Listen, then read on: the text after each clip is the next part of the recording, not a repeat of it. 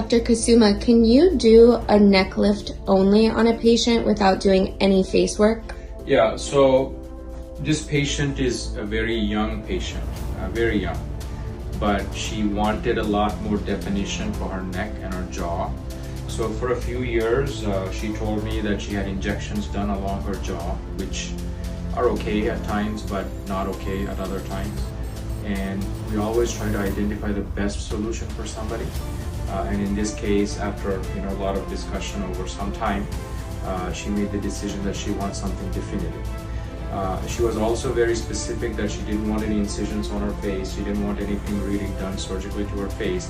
So we did a hybrid approach here, which essentially means that for the neck component, I did a lot of work with that incision underneath the chin. I did an incision behind the ear only. I took out about 2 inches of skin on each side, so 4 inches total. I took out a lot of volume in the central neck, which is basically a lot of deep neck fat. And then I carved out the jaw here on the outside by taking out the subcutaneous fat, and that helped and did a platysmoplasty, which is essentially unifying the bands of the neck. This is one thing that people should understand. There's a lot of popularity of doing liposuction of the neck.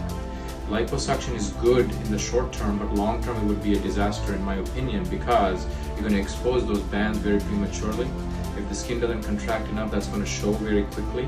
And so I think if you're going to do fat reduction of the neck, you should do a proactive platysmoplasty as well, which is what I typically do. Just doing liposuction alone, short term may be okay, but long term I don't think it's going to be good, because it's going to lead to premature aging. But that's a different conversation for a different day.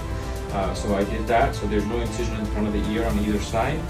All the incision is behind the ear, which is not really visible. There's one incision under here. But for the face, the hybrid approach was that she wanted some skin clarity, because she had some dark circles under the eyes that she wanted to improve, and she also felt like she had some hollowness under there. She wanted to improve, so I did a ultra clear laser to go over it. Ultra and clear are two different things. Ultra is for skin tightening, clear is for skin clarity.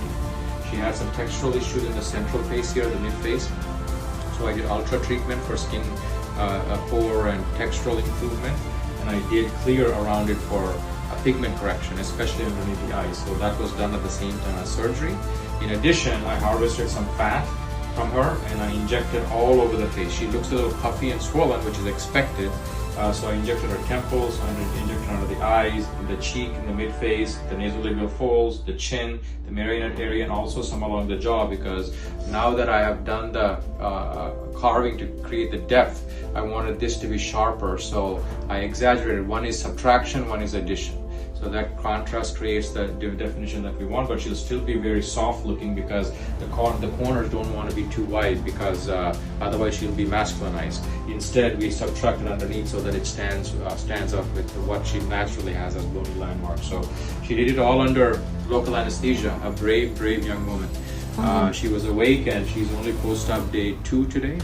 Actually, not even post-op day 2 really, because it's the very early morning. So she drove herself for a post-op care. She took pain meds, she said, I think the night of surgery. But I don't like to talk about this on a regular basis, because this is an exception, this is not the rule. But it's inspiring nevertheless, because it's possible, if you have a strong mind, that you could do a lot of things and be okay with it. There are some people who need a lot of attention and a lot of time. Other people just go through it like a breeze, like she seems to be so far. So today we took out the drain, which I put in. We took out some stitches on the ears, and now she's going to go home, shower, clean up, do some skincare that Tanya, our esthetician, is going to follow and guide her. And by Monday, I think she's going to look great. Good.